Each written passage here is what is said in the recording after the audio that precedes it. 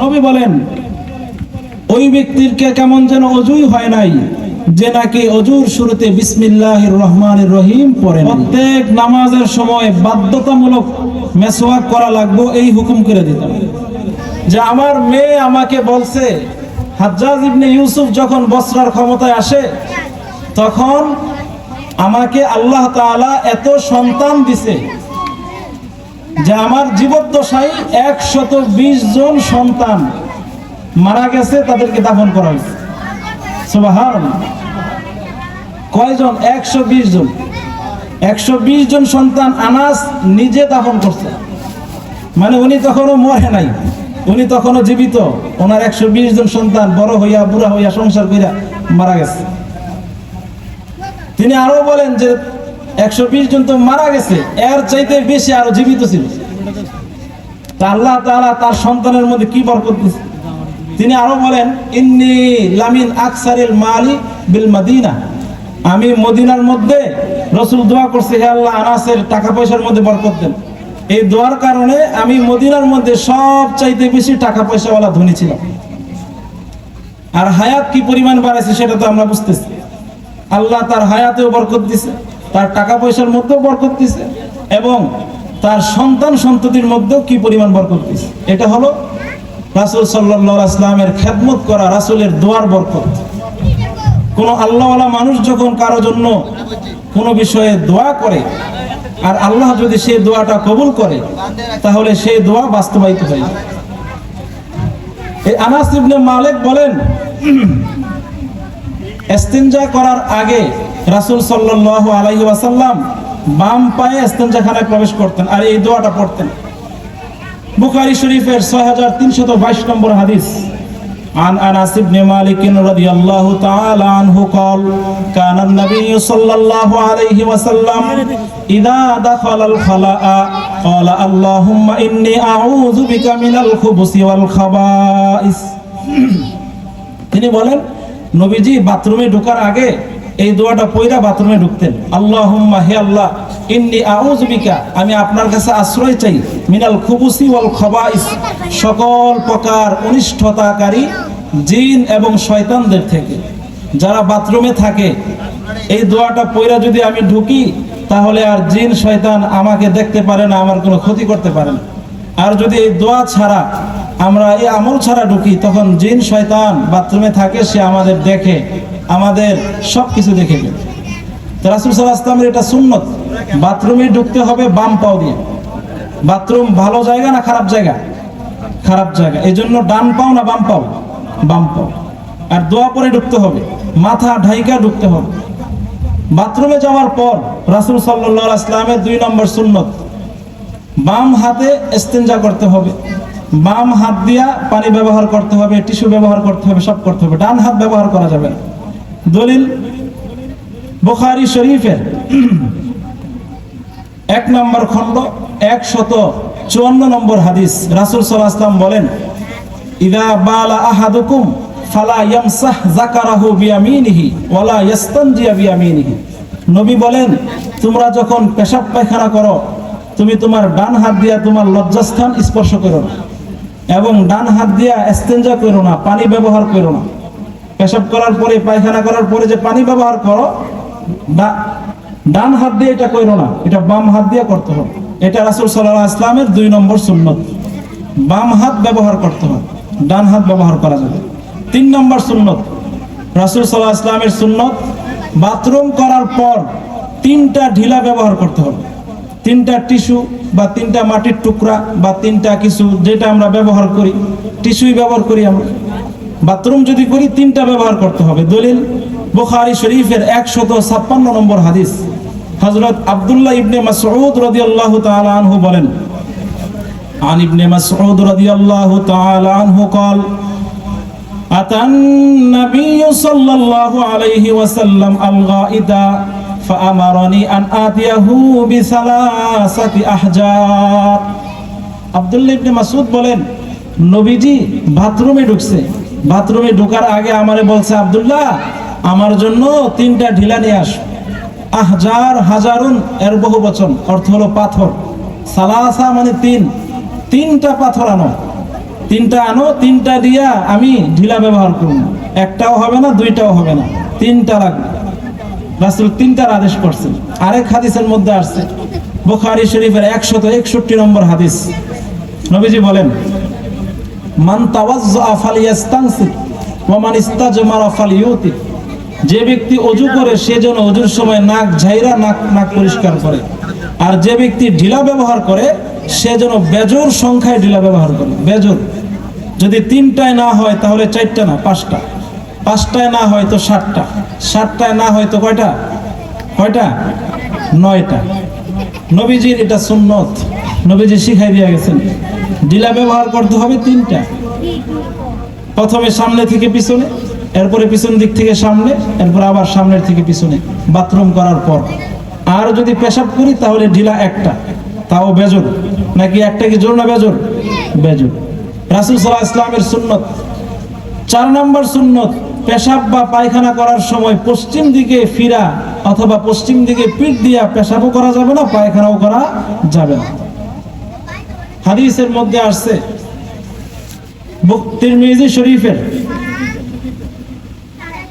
তিরমিজি শরীফ হাদিস নম্বর 8, নবীজি বলেন, ইযা আতাইতুমুল গায়তা ফালা তাস্তাকবিলুল কিবলাতা বিগাইতিন ওয়ালা বাউলিন ওয়ালা তাস্তাদবিরুহা।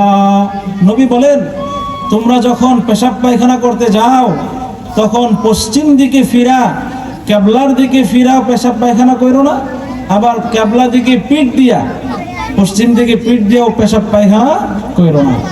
তাহলে বাথরুম যদি আমরা বানাই, পেশাবখানা বানাই, পূর্ব পশ্চিম করে বানানো যাবে না, দক্ষিণ আর উত্তর করে কি করতে হবে? বানাইতে হবে। এমনি ভাবে রাস্তাঘাটে এখানে সেখানে যদি আমি পেশাব করি যে কোনো প্রয়োজনে, ক্ষেতের আইলে পেশাব করতেছি যে কোনো প্রয়োজনে, তাহলে আমাকে কোন দিকে ফিরে পেশাব করতে হবে?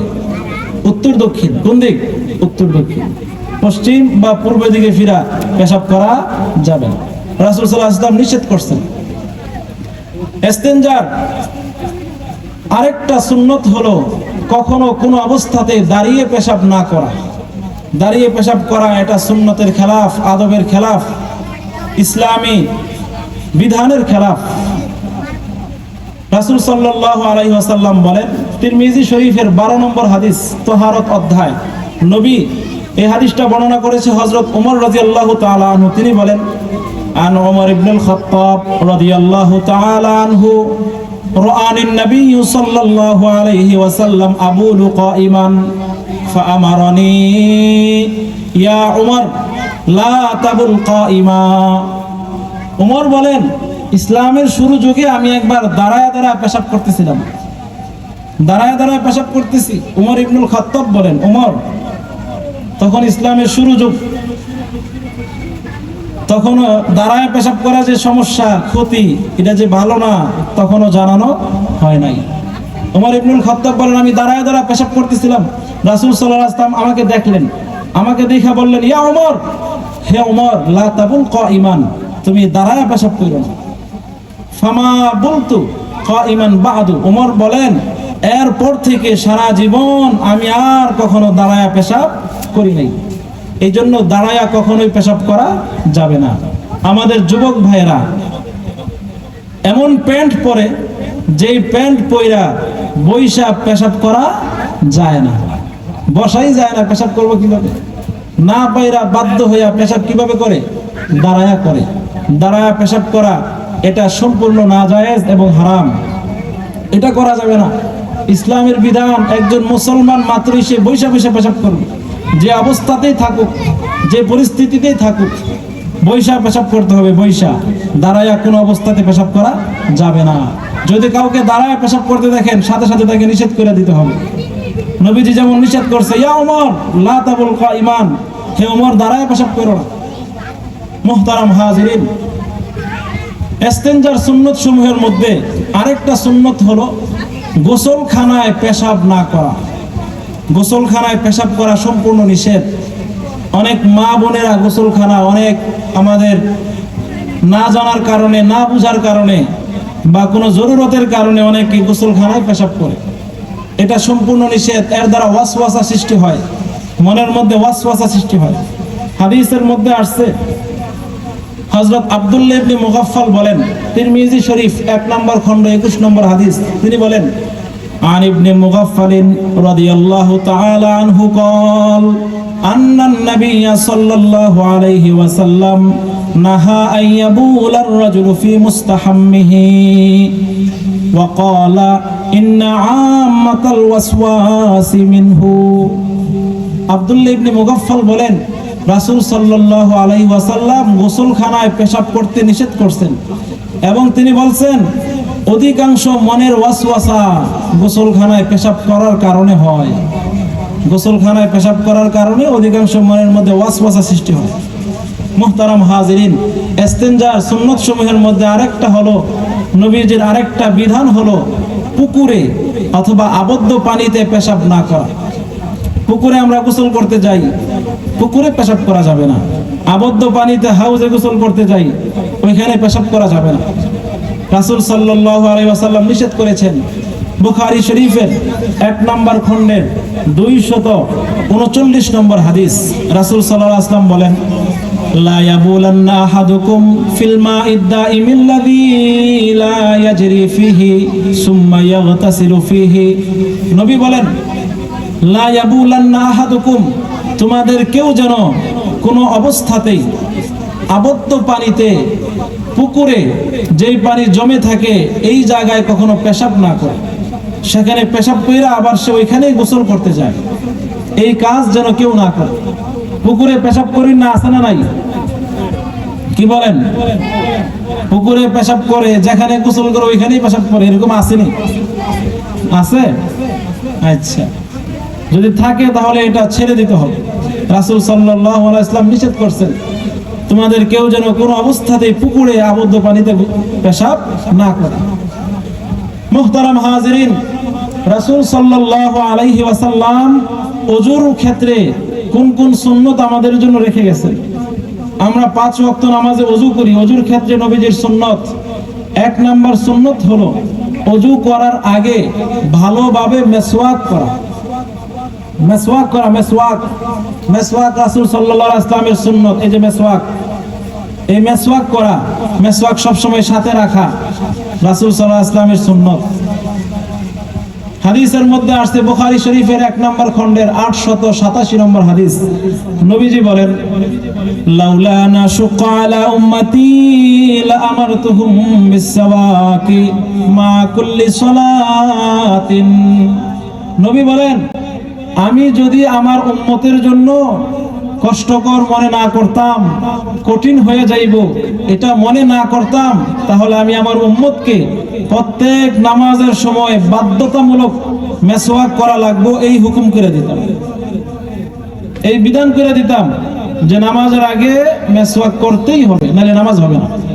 কিন্তু উম্মতের জন্য কঠিন হয়ে যাবে, এই জন্য এই বিধান করি নাই। রাসূল সাল্লাল্লাহু আলাইহি ওয়াসাল্লাম এটার দ্বারা বুঝাইছেন মেসওয়াক করা এটা অত্যন্ত গুরুত্বপূর্ণ বিধান, অনেক জরুরি। বুখারী শরীফের 1 নম্বর খণ্ডের 888 নম্বর হাদিস, নবীজি বলেন, আকসারতু আলাইকুম ফিস সাওয়াক, আকসারতু আলাইকুম ফিস সাওয়াক। নবী বলেন, আমি তোমাদেরকে মেসওয়াকের ব্যাপারে অনেক বেশি বলেছি, অনেক বেশি বলেছি তোমাদেরকে মেসওয়াকের ব্যাপারে। আকসারতু আলাইকুম, অনেক বেশি পরিমাণে বলেছি তোমরা মেসওয়াক করো, মেসওয়াক করো, মেসওয়াক করো। আজকে আমাদের হয়েছে উল্টা, আমরা ব্রাশ করি, ব্রাশ করি, ব্রাশ করি, আর ব্রাশ না থাকলে কালি দিয়া দাঁত মুড়াই, কালি দিয়া দাঁত মুড়াই, কালি দিয়া দাঁত মুড়াই। কি কথা ঠিক কিনা? মেসওয়াকের আমল নাই। মেসওয়াক শুধু পুরুষরা মসজিদে আইসা মসজিদের ওখানে বসেই করবে, পুরুষ মেসওয়াক করবে, মহিলা মেসওয়াক করবে, বাচ্চা মেসওয়াক করবে, ছোট মেসওয়াক করবে, বড় মেসওয়াক করবে, সবাইকে মেসওয়াক করতে হবে। মেসওয়াক সবার জন্য সুন্নত। মেসওয়াকের অনেক ফায়দা আছে। মেসওয়াক করে নামাজ পড়লে মেসওয়াকহীন নামাজ পড়ার চাইতে অনেক অনেক গুণ বেশি সওয়াব পাওয়া যায়। শুধু মেসওয়াকটা করে নামাজ পড়ে, 2টা ডলা দিয়ে যদি আপনি নামাজ পড়েন, ওযুর সময় 2টা দাঁত ডলা দিয়েছেন মেসওয়াক দিয়ে নামাজ পড়ছেন, তাহলে মেসওয়াক ছাড়া পড়লে যেই সওয়াবটা পাইতেন এর থেকে বহুগুণ বেশি সওয়াব হবে। রাসূল সাল্লাল্লাহু আলাইহি ওয়াসাল্লামের ব্যাপারে আরেকটা হাদিস, নবীজির ঘটনা, বুখারী শরীফের 889 নম্বর হাদিস, হযরত আবু হুযায়ফা রাদিয়াল্লাহু তাআলা আনহু তিনি বলেন, রাসূল সাল্লাল্লাহু আলাইহি ওয়াসাল্লাম যখন তাহাজ্জুদ নামাজের জন্য রাতের বেলা উঠতেন, ঘুমের থেকে উঠেই ইয়াশুসুফাহু আন্নান নবিয়্য সাল্লাল্লাহু আলাইহি ওয়াসাল্লাম ইযা কামা মিনাল লাইলি ইয়াশুসুফাহু। নবীজি বলেন, আবু হুযায়ফা বলতেছে, নবী যখন ঘুম থেকে উঠতো তাহাজ্জুদের সময়, ঘুম থেকে উঠেই তিনি তার দাঁত পরিষ্কার করতেন, মেসওয়াক করতেন। ঘুম থেকে উঠেই ছিল এটা ওনার আমল। বুখারী শরীফের 890 নম্বর হাদিস, এই হাদিসের মধ্যে আম্মা জান আয়েশা রাদিয়াল্লাহু তাআলা আনহা একটা ঘটনা বর্ণনা করছে। কি ঘটনা? আয়েশা বলেন, আন আয়েশা রাদিয়াল্লাহু তাআলা আনহা قالت دخل عبد الرحمن ابن ابي بكر ومعه سواك يستن به فنظر اليه رسول الله صلى الله عليه وسلم। আয়েশা বলেন, একবার আব্দুর রহমান ইবনে আবু বকর, আব্দুর রহমান বাপের নাম আবু বকর, আয়েশার নাম আয়েশা, বাপের নাম আবু বকর। আচ্ছা বলেন তো, আয়েশা রাদিয়াল্লাহু আনহার বাপের নাম যদি আবু বকর হয় আর আব্দুর রহমান ওনার বাপের নামও যদি আবু বকর হয়, তাহলে এই আব্দুর রহমান আর আয়েশার মধ্যে কিসের সম্পর্ক? বলেন, ভাই বোনের সম্পর্ক। এই আয়েশা ছিলেন রাসূল সাল্লাল্লাহু আলাইহি ওয়াসাল্লামের স্ত্রী। তাহলে আয়েশা যদি নবীজির স্ত্রী হয়, আয়েশার ভাই আব্দুর রহমান নবীজির কি হবে? শালা সম্বন্ধী হবে, ঠিক না? তো ঘটনা হইল, এই আব্দুর রহমান, নবীজি তখন অসুস্থ, শুয়ে আছে, মুমূর্ষ অবস্থায় শোয়া। এমন সময় নবীজির শালা বা সম্বন্ধী আব্দুর রহমান নবীজির কাছে আসছে। তখন নবীর সাথে একটা, আব্দুর রহমানের সাথে একটা মেসওয়াক ছিল। এই মেসওয়াকটা দিয়ে ইয়াস্তান্নু বিহি, আব্দুর রহমান মেসওয়াক করতেছিল। তো আব্দুর রহমানের এই মেসওয়াক করা দেখা নবীজি শোয়া অবস্থায়, অসুস্থ অবস্থায় আব্দুর রহমানের দিকে এভাবে তাকায় আছে।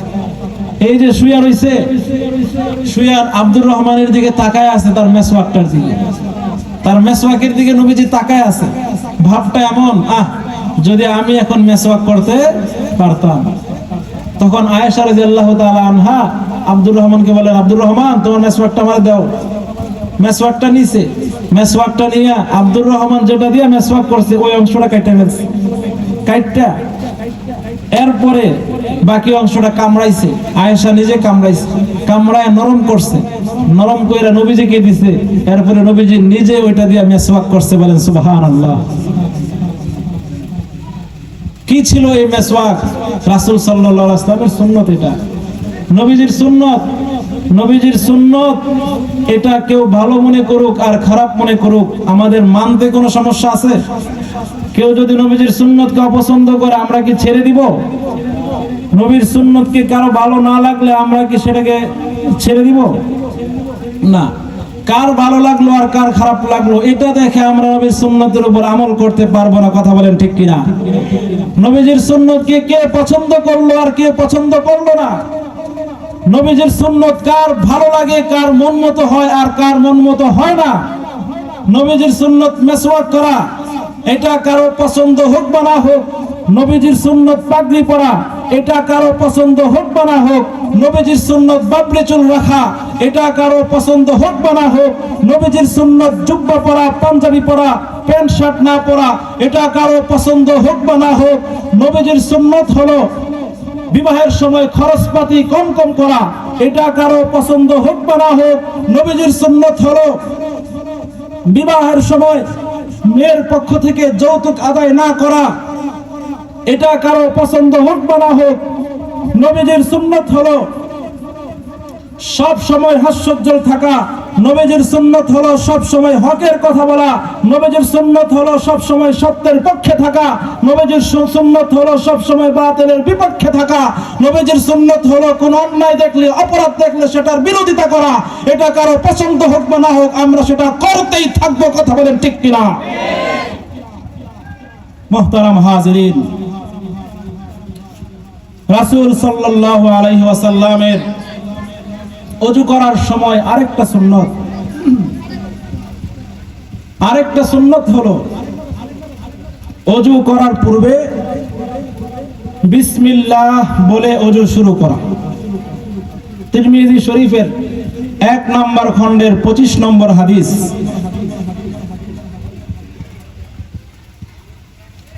নবীজি বলেন, লা ওযু আলিমান লাম ইযকার ইসমুল্লাহি আলাইহি। নবী বলেন, ওই ব্যক্তির কেমন যেন ওযুই হয় নাই যে নাকি ওযুর শুরুতে বিসমিল্লাহির রহমানির রহিম পড়ে নাই। নবী এটা বলে গেছেন, ওযুর শুরুতে বিসমিল্লাহ বলতে হবে। নবীর সুন্নত, প্রত্যেকটা কাজ করার শুরুতে কি বলতে হবে? খাবার খাওয়ার শুরুতে কি বলতে হবে? পানির শুরুতে কি বলতে হবে?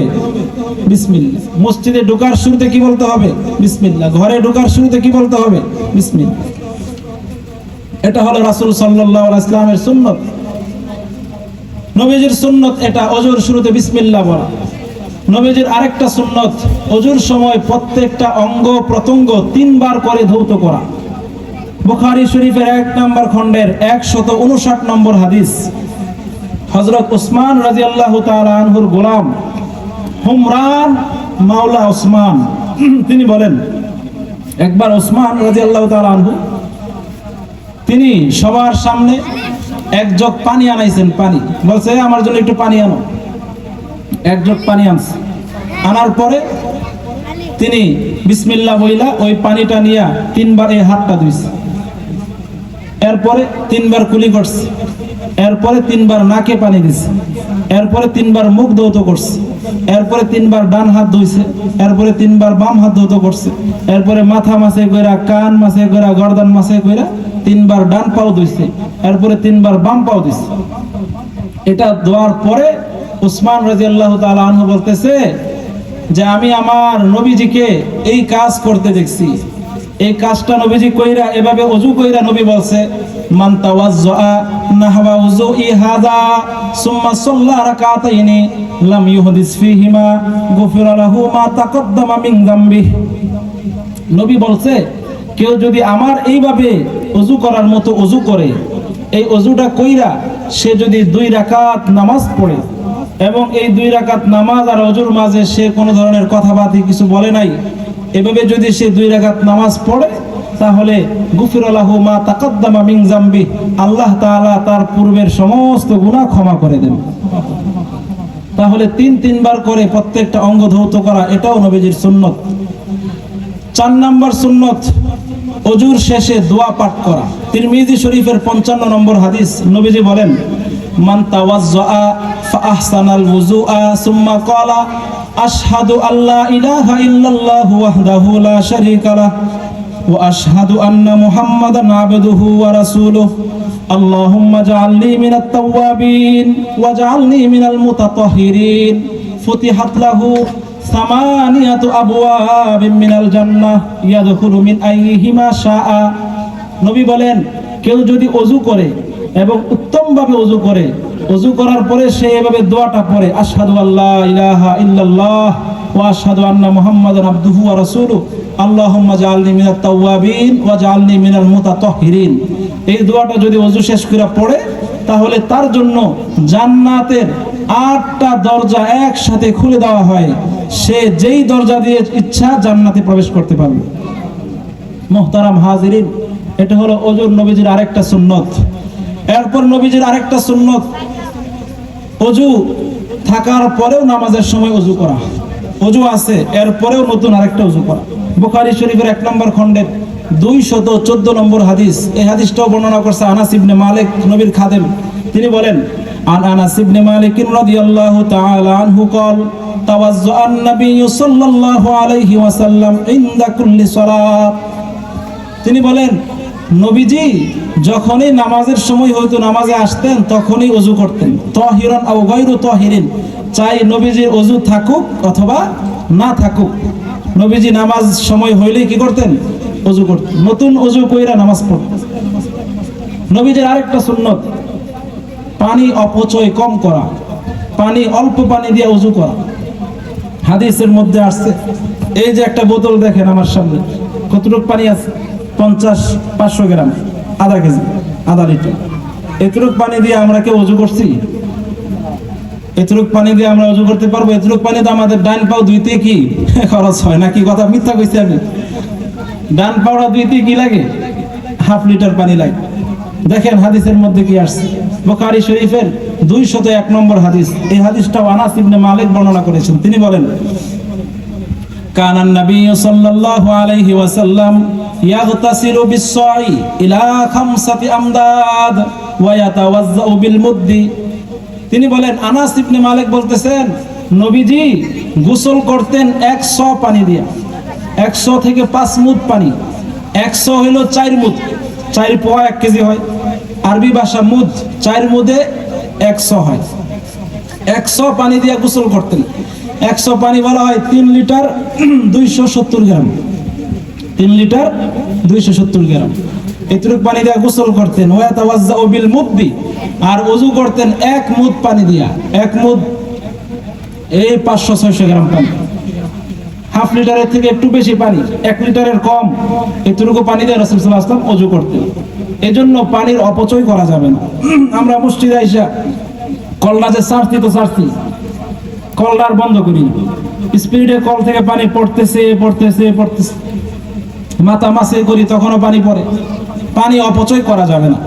পানি অপচয় করা সম্পূর্ণ নিষেধ, সম্পূর্ণ নিষেধ। মুহতারাম হাজিরিন, রাসূল সাল্লাল্লাহু আলাইহি ওয়াসাল্লামের ওযুর অন্যতম সুন্নত, ওযু শেষ করার পরে 2 রাকাত তাহিয়াতুল ওযু নামাজ আদায় করা।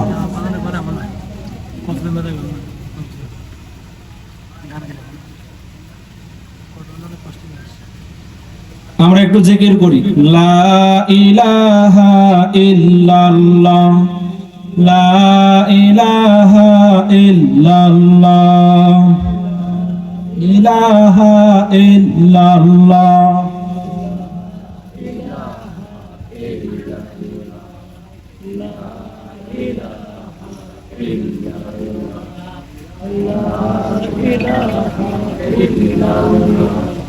সুবহানাল্লাহ আলহামদুলিল্লাহ লা ইলাহা ইল্লাল্লাহ, লা ইলাহা ইল্লাল্লাহ। মুহতারাম হাজিরিন, ওযু শেষ করার পরে 2 রাকাত তাহিয়াতুল ওযু নামাজ পড়তে হয়। আজকে আমরা সারা দিনে 2 রাকাত তাহিয়াতুল ওযু কইরা পড়ছি, এরকম এখানে কেউ আছে কিনা একটু হাত তুলে দেখাই। 2 রাকাত তাহিয়াতুল ওযু পড়ছি আজকে সারা দিন, একজনও নাই। তাহলে আমাদেরকে এই আমল করতে হবে কিনা বলেন? নবী বলেন, বুখারী শরীফের 159 নম্বর হাদিস, মান তাওয়াজ্জা নাহবা ওযুই হাযা সুম্মা সাল্লা রাকাতাইন গুফিরা লাহু মা তাকাদ্দামা মিন যামবি। কেউ যদি ওযু শেষ করার পরে 2 রাকাত তাহিয়াতুল ওযু নামাজ পড়ে, আল্লাহ তাআলা পিছনের তার সমস্ত গুনাহ মাফ করে দিবেন। মুহতারাম হাজিরিন, রাসূল সাল্লাল্লাহু আলাইহি ওয়াসাল্লামের খাবারের সুন্নত, নবীজি খাবার কিভাবে খাইতেন? খাবারের সময় নবীজির অন্যতম একটা সুন্নত হলো খাবার চেয়ার টেবিলে না খাওয়া, দস্তর বিছায়া নিচে খাবার খাওয়া। এটা হলো নবীজির সুন্নত, চেয়ার টেবিলে খাবার না খাওয়া। বুখারী শরীফের খাবার দাবার অধ্যায়, এই অধ্যায়ের 5415 নম্বর হাদিস। عن يونس عن قتادة عن أنس بن مالك رضي الله تعالى عنه قال ما أكل رسول الله صلى الله عليه وسلم على كوان ولا في سكر رجة। আনাস ইবনে মালিক বলেন, নবীজি সাল্লাল্লাহু আলাইহি ওয়াসাল্লাম কখনোই আলা ফি সুকুর রুজাহ, নবীজি কখনোই খেওয়ানের উপরে খাবার খান নাই। খেওয়ান বলা হয় চেয়ার টেবিল, চেয়ার টেবিলে বসে নবীজি কখনো খাবার খান নাই। নবীজি কখনো চেয়ার টেবিলে খান নাই। নবীজির আরেকটা সুন্নত হলো দস্তর বিছাইয়া দস্তরে খাবার খাওয়া। দস্তর বিছানো আগে দস্তরের উপরে প্লেট রেখে খাবার খাওয়া। দলিল বুখারী শরীফ 5415 নম্বর হাদিস। আন আনাস ইবনে মালিক রাদিয়াল্লাহু তাআলা আনহু قال ما كان رسول الله صلى الله عليه وسلم على كوان ولا في سكرجة ولا خبز له مرقق فقلت لقتادة على ما يأكلون قال على السفر। আনাস ইবনে মালিক বলেন, নবীজি কখনো চেয়ার টেবিলে খাবার খান নাই। তখন ইউনুস কাতাদাকে জিজ্ঞেস করতেছে, তাহলে নবীজি কোথায় খাবার খাইছে? তখন তিনি বললেন, ইয়াকুলুনা আলা সুফার, সুফরার মধ্যে খাইছে। সুফরা, সুফরা মানে কি? দস্তরখানা। দস্তরখানা বিছায়া নবী ওইখানে কি করতেন? খাবার খাইতেন। মুহতারাম হাজিরিন, খাবারের আরেকটা সুন্নত, 3 নম্বর সুন্নত হলো খাবার ডান হাতে খাওয়া, বাম হাতে কখনো খাবার না খাওয়া। তিরমিজি শরীফ 1799 নম্বর হাদিস, নবী বলেন, লা ইয়াকুলু আহাদুকুম বিশিমালিহি ওয়া লা ইয়াশরাবু বিশিমালিহি ফাইন্না শাইতানা ইয়াকুলু বিশিমালিহি ওয়া ইয়াশরাবু বিশিমালিহি। নবী বলেন, তোমাদের কেউ যেন কখনো বাম হাতে খাবার না খায়, বাম হাতে পানি পান না করে, কেননা শয়তান বাম হাতে খাবার খায় এবং বাম হাতে পানি পান করে। এই জন্য বাম হাতে কখনো খাবার খাওয়া যাবে না। খাবারের সুন্নত সমূহের মধ্যে আরেকটা সুন্নত হলো খাবারের পূর্বে হাত ধৌত কইরা এরপরে খাবার খাওয়া। দলিল তিরমিজি শরীফের 1846 নম্বর হাদিস। হাদিসটা বর্ণনা করেছেন হযরত সালমান ফারসি রাদিয়াল্লাহু তাআলা আনহু। তিনি বলেন, আমি একবার রাসূল সাল্লাল্লাহু আলাইহি ওয়াসাল্লামের কাছে গেলাম, যা বললাম, নবী, আমি তো তাওরাতের মধ্যে পড়ছি বারাকাতুত তাআম, খাবারের মধ্যে বরকত হয় যদি খাবারের শেষে হাত ধোয়া হয়। তখন নবীজি বললেন, বারাকাতুত তাআমি আল ওযুউ ক্বাবলাহু ওয়াল ওযুউ বাদাহু। ওযু অর্থ হইল ধৌত করা, হাত ধৌত করা।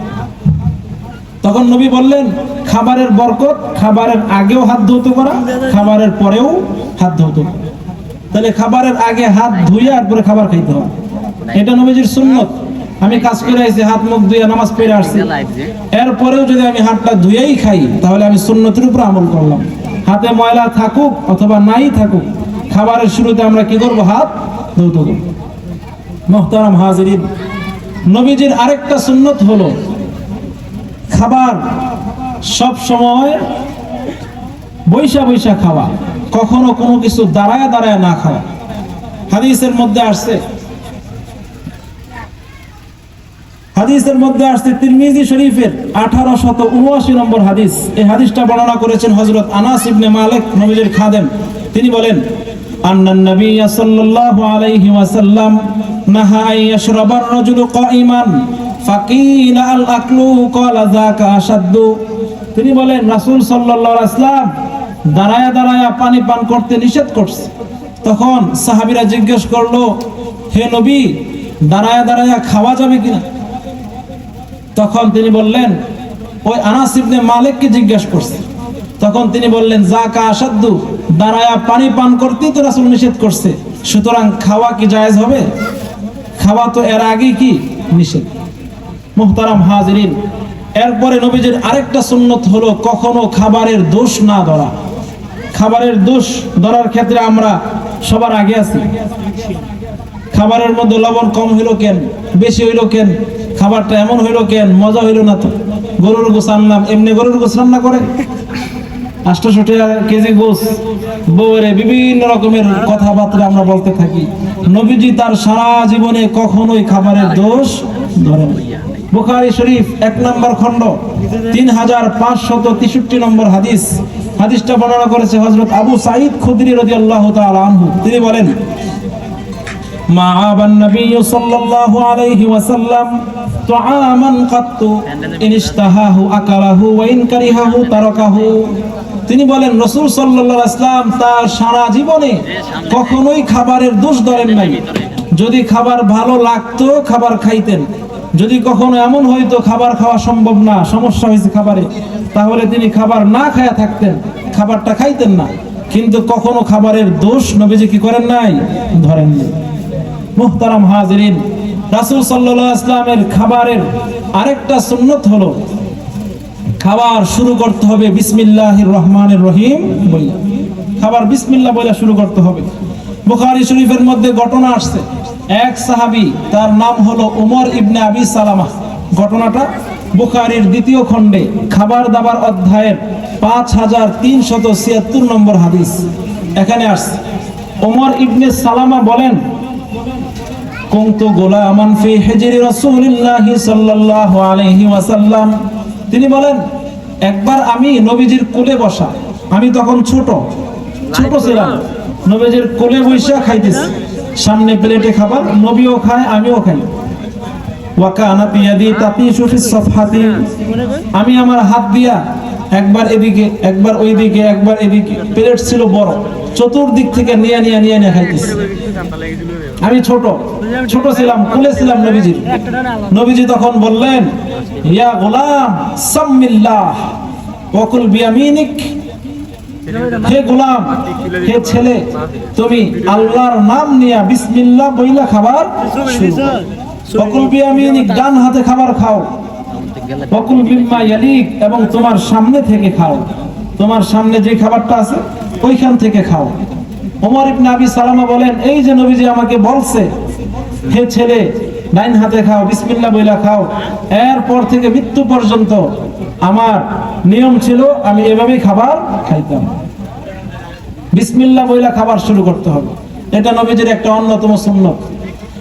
মুহতারাম হাজিরিন, নবীজির আরেকটা সুন্নত হলো, খাবার যদি পড়ে যায়, একটা বাদ পড়ে গেছে, একটা আলুর টুকরা পড়ে গেছে, একটা মাছের কাঁটা ভালো করে খাওয়া হয় নাই, পড়ে গেছে, তাহলে এই ক্ষেত্রে ওই খাবারটা উঠাইয়া খাবারটা খাওয়া, খাবারটা শয়তানের জন্য রাইখা না দেওয়া। কারণ যেই খাবারটা পড়ে যায়, এটা যদি আমি না খাই তাহলে এই খাবারটা খাই কে বলেন? শয়তান খায়। দলিল তিরমিজি শরীফের 1802 নম্বর হাদিস, নবীজি বলেন, ইদা আকালা আহাদুকুম তুআমান ফাসাকাতাত লুকমাহ ফালইউমিত মা রাবাহু মিনহা সুম্মা লিয়াতআমাহা ওয়ালা ইয়াদউহা লিশ-শাইতান। নবী বলেন, তোমাদের কেউ যখন খাবার খায়, খাবারের সময় যদি ছোট্ট একটা লোকমা, একটা টুকরা, একটা কিছু পড়ে যায়, তাহলে সে যেন ওইটা উঠাইয়া, ওইটার মধ্যে যদি কোনো ময়লা লাগে, ময়লাটা পরিষ্কার কইরা এরপরে সেটা খায়, এবং এটা শয়তানের জন্য রাইখা না দেয়। ময়লা হয়ে গেলে তো আমরা ফালাই দিই, ময়লা না হইলেই ফালাই দিই, আর যদি ময়লা হয় তাহলে কি রাখি? খাই না, ফালাই দিই। নবীজি বলছে ময়লা হইলে সেটা পরিষ্কার কইরা খাইতে হবে, এটা নবীজির সুন্নত। মুহতারাম হাজিরিন, রাসূল সাল্লাল্লাহু আলাইহি ওয়াসাল্লামের খাবারের আরেকটা সুন্নত হলো খাবার মাঝখান থেকে না খাওয়া, নিজের সাইড থেকে খাওয়া। কারণ মাঝখানে বরকত নাজিল হইতে থাকে, বরকত নাজিল হইতে থাকে, আসমান থেকে বরকত সরাসরি প্লেটের মাঝখানে আসে, মাঝখানে আসে, মাঝখানে আসে। এই জন্য মাঝখানটা ঠিক থাকবে, সাইড থেকে খাইতে থাকবে। হাদিসের মধ্যে আসছে তিরমিজি শরীফের 1805 নম্বর হাদিস, নবী বলেন, ইন্নাল বারাকাহ তানজিলু ওয়াসতাত তুআম ফাকুলু মিন হাফাতাইহি ওয়ালা তাকুলু মিন ওয়াসতিহি। নবী বলেন, বরকত খাবারের মাঝখানে নাজিল হয়, খাবারের সাইডে নাজিল হয় না, খাবারের সাইডে বরকত নাজিল হয় না। সুতরাং তোমরা খাবার মাঝখান থেকে খাইবা না, সাইড থেকে খাইবা।